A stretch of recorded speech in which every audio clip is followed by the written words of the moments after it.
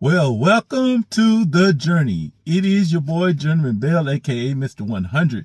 Y'all coming in with the devotional of the week as we are dealing with the week on this week, the matters of the heart. Y'all, and I am so happy to talk about this topic because I believe that we are definitely dealing with a lot of matters of the heart. And, this is taken from the scripture of Psalms 51:10, where it says, "Create in me a clean heart and renew the right spirit within me." This is taken from the passage of when David was caught in a malicious act of dealing with Bathsheba, and his sins had caught up with him, and these types of things had occurred with him. And in our own relationship of life, I know we do some things that we regret and some things that we didn't ask for. And so all of these elements, these resentment places, these feared places, these places of doubt, all circle around the heart area, because our heart is a container for the things that we collect. And we have to find a place to get rid of those things. We have to find a place to extract those things and to remove those things. Remove those things from our heart so that our heart can become what it truly needs to be in God. Those places where we have to always examine our heart so that we can make room for more of God. I don't know about you, man, but I need more of God in my heart. I need God to remove the evil intentions that lie. Oh, I see now, I just lost somebody right there. Remove the evil intentions that lurk deep within inside of me, and those things, those angry places of wishing ill on someone, or wishing ill on a circumstance, or whatever, those moments that come in our lives where we wish vengeance. I guess that's a better way to say it, because some people that are in church say, "Oh, I don't have no evil in my heart." But listen, there are moments, let's be real, where there's places in us where we wish that something different would have occurred with someone that hurt us, or something that occurred in our life where we wanted something different to come in our favor, and the unfair places that fill up our hearts. So we're talking about that on today. We've already dealt with the C, we dealt with the L. Today we are dealing with the E in examining. And examining, aka the L, the O, and the K, is what we're going to break down today. We need to examine our hearts, okay? We have things that we have to do, and we ask God to do things as well. But one thing I have to continue to say is that whatever you ask God to reveal inside of you, and He show you, you got to start addressing it, okay? We cannot ignore or try and pretend that those areas don't exist. Trying to ignore the areas of your heart that hold the things that God don't want in there are areas of where we build up in our pride. We don't want to acknowledge them. We don't want to confess them. We don't want to do the things that need to be done to examine these places that are in our heart. But we want more of God. God cannot occupy a space that's already filled. We say we want more of Him and less of us. We say we want His will. We don't want our will. But God says we got to do a heart place. We got to do a heart place, an examination. When you go to the doctor, you get an examination. They look over your life, your body, to see what areas are harmed and what areas are not clean and what areas are contaminated that could be infectious. In our heart, when it comes to God, has some infectious places in it. So we are going to do the L, the O, and the K on today, as we are looking at the letter L, which deals with listening. What are we listening for? We're listening for what's in. We're listening to what God is saying. We know some things are not right in our heart. If our heart is troubled, if our heart is concerned, if we got fears, if we got angers, whatever it is that you got in your heart, let's go to God with it. That's the first thing we have to do, is say, we got to start listening to what's inside of us. What's going on inside of you right now? What is the heart speaking right now? Where is your heart condition right now? Are you sad? Let's take it before God. Is God trying to speak to you? What is he trying to say? Are you feeling confused, frustrated, angry? Let's look at what's in the side of us right now. Now, let's take what's inside of us and let's line it up with conviction.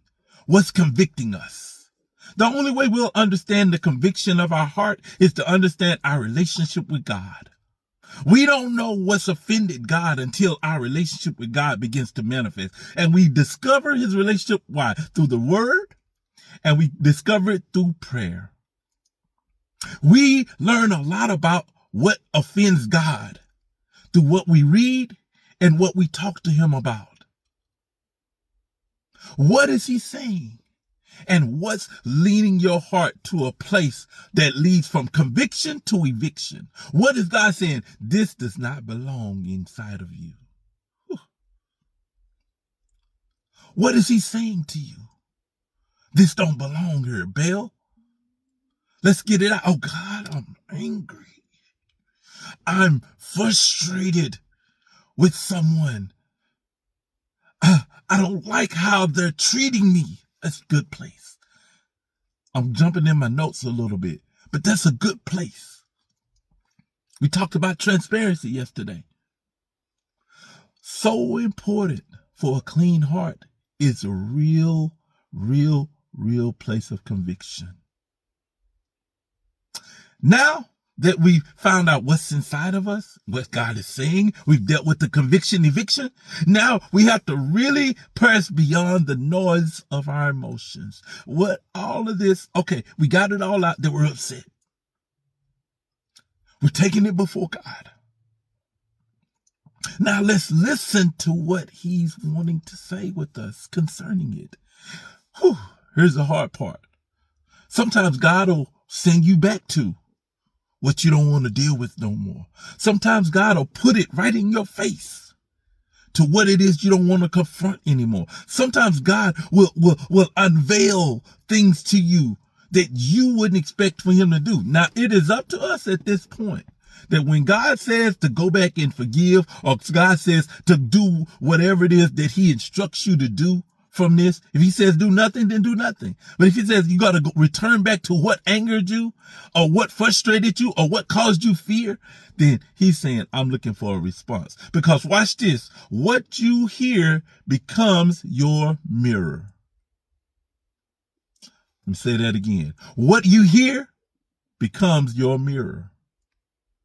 So what are you hearing? If you're hearing anger, then you're going to portray anger in one way or another. You may not audibly say what you're upset about, but your countenance and demeanor will adjust to what you've heard. So God says, I need for you to hear peace so that your countenance can change into peace. I need you to hear love so that your countenance can change into love. But what you hear becomes your mirror. Moving on to the O in look. We're looking at being the open, honest place. We talked about transparency yesterday. Open confession brings possession. Talked about that. Open confession brings possession. What you're doing when you're opening this confession place, you're just talking about it. You're releasing it. That release place is so important because what that does is it opens and allows the wound to breathe. When you begin to open up and be honest, you're allowing your wound to breathe. You're allowing your wound to become a place of receiving for healing. Opening confession allows God to come in. When you begin to open up, when you begin to confess, your wound is now open and it's no longer hiding. What we have the tendency to do, what we have the tendency to do is hold it in. But when you hold it in, you stop the blood flow. What we don't realize is that when we close up, we also close out. We close out not only others, but we close out God. And when we start to get into our tunnel vision of life, the wound is steadily getting infected. Just because you put your hand over an open wound don't mean that it's closed. All you're doing is applying pressure to areas of your life that's going to still create a problem. So you pressing down trying to stop the nosebleed is not enough sometimes. Sometimes you have to do some other things to allow things to breathe a little bit. And confession will definitely open up those places. What you can't see can't be healed. What can't be seen, what you don't let out, won't be healed. And you have to finally bring the truth before God. When you bring it before God, it changes everything, okay? You cannot hide, you cannot heal what you will not reveal. You cannot heal what you will not reveal. What you won't make known can't be discovered. I got a pain in my shoulder right now that it took the doctors some x-rays. Watch this. Went to the doctor for a shoulder pain I've been dealing with for a little while now. They took the test and it revealed that it showed nothing negative. There was negative on the retest. So I'm like, okay, but I'm still hurting. What they suggested to me was an MRI. Now, what an MRI does, it goes in deeper than what an x-ray can do. X-ray only shows like portion of things, like if a bone is broken and things like that. An x-ray does not show the ligament damage or if something else is deeper taking place with my arm. It's just showing them a surface level of things. And it takes another level of revealing for them to really diagnose where the pain is coming from. What I'm saying to you is sometimes you have to go deeper for your healing than just being on the surface of just, I'm upset. Let's find out why you're upset. Let's be open about what you're upset. Let's take this thing all the way back to how far you're upset. Are you upset in your childhood about this? Are you upset about an adult place? Because let's go with the real place. Your wound is open because something initiated the contact. The matters of your heart was initiated somewhere. So it's not the person that you're upset. I say that a lot. A lot of times our pains are not from the person that we're with or who we're connected to now, but it's from a previous place that we didn't want to address. So we got to really go back and resuscitate some places inside of us of what area we try to close up inside of us. Because what can't be healed is what won't be revealed. So we got to do some investigation. Moving on to the other O, we're looking at observation. Now you have to inspect. Inspection leads to correction. We have to correct some stuff now. Now this is not just about God healing me and God doing his part. We too have to take some accountability and some action and some assessments and some applications to this thing. Because if you don't apply it, it does no good to come to this place. Because now we have to start looking at our patterns. How are we saying things? How are we adjusting to things? Are we still in the same place? Are we looking at the patterns, the triggers, and the alignments of our lives in our observation? Our patterns, what's changed? How have we changed it? Are we changing it for the better? Are we changing it from what we've heard in pain? Or are we changing it for what we've heard in the promise? What are we changing? How is our patterns? Are our patterns lining up to what God is instructing us to do? Or are our patterns lining up to what we choose to do with our emotions? Because this is the downfall of us as believers, is that we want to let our patterns stay the same, which is why we are still getting the same results. So we will get inspired that, yes, I'm healed, but we will not change the pattern on which our deliverance teaches us. Deliverance has a direction. Good Lord, that's good. Deliverance has a direction too. Everything that we have in our lives has footsteps and patterns to it. There's a pattern to anger. Glory to God. There's a pattern to frustration. There's a pattern and a trail to fear. There's a pattern and a trail to anger. There's a pattern and a trail to happiness. There's a pattern and a trail to deliverance. But what does the pattern show about you? What does your pattern show about you? And what does the trail for your deliverance show about you if you are still doing what you've already done before with your pattern? God says your pattern is going a different direction. Your pattern is not going in the place that I'm aligned it to. So what does your pattern say? What are your triggers saying? This observation place is for real because we don't expect we don't inspect what triggers us. What sets you off? What really sets you off in what it is that you're creating and doing in your life? What is really setting you off?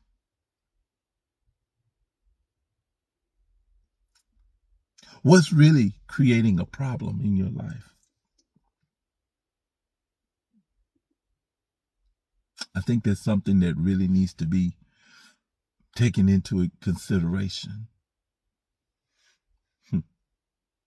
Because your patterns and your triggers will either offset the alignment of God or it will put you on track. But how you make the adjustments with your patterns and triggers will determine whether or not you are aligning with what God, the word says, and what God has spoken over your life. Last but not least, we deal with the keeping or the maintaining of the heart. Because listen, getting delivered is one thing, but keeping and staying delivered is another thing. And we have to stay in a maintenance and awareness place of our heart. Are we diligent? The Bible says to keep our heart and guard our heart with all diligence, for out of it flows what? The issues of life.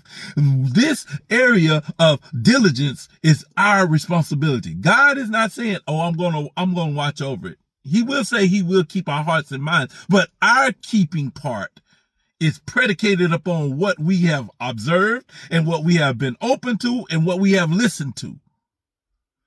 So we have to do a keeping maintenance place as well of our heart. The toxic influence we have to keep out. We have to keep toxic influence out of our heart.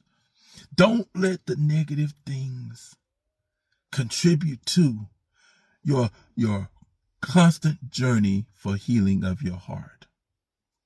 Don't allow those negative things to override. Don't allow negative people. Don't put yourself in negative circumstances. Well, sometimes I can't help but to be at work because my environment produces a negative environment. Listen, you may have to change jobs. If it's going to create a bad influence on you, you may have to change the job. But my question is this, is how important is your heart place for you not to, this is the part of diligence where you have to say, what is most important to keep my heart in a good place right now? Because God has delivered me.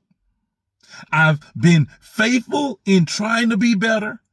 I've been paying attention. I've been open. I've been listening. What good is the observation, the openness, and the listening if you cannot be diligent in keeping out what does not belong in your life?